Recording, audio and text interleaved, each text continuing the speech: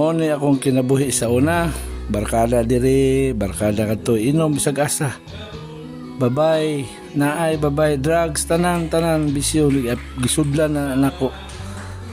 Abin nagtuo ko kadto nga lugar. Paraiso na to nako.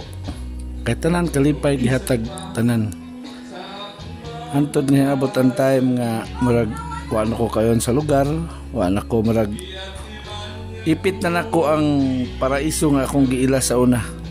Motong naka-decide ko uli sa Bohol. Ay gusto na ko kanang kabaguhan, pero unsa bang kabaguhan na nga mura magihapon nga akong kinabuhi nga naabtan. Nagka-problema ko, uban ko sa akong igagaw kay mamatay akong gitrabahoan sa una, na akong giserbisyuhan. Na-disgrasya ko, napusilan pa jud ko. Pagkapusil na ko, nagtuo ko og katapusan na sa akong kinabuhi, pero kuan ito mo pa ditoy unang hikap sa Ginoo nga pagpahibaw nga napasya sa akong kinabuhi wa ko niya biyae. Pa upat kabala hingigo sa akong lawas, nalapos ang tulo, ang usa nagpabilin. Nakumatos ko og duha ka adlaw. Karon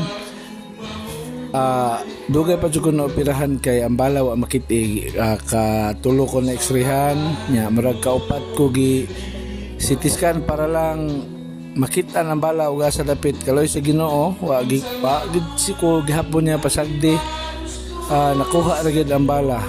Pag kakuha hapit ko mag-usa ka buwan sa ospital sa Ramiro. Nagtuo ko kanang mao na to nang makamatngon ako ba nga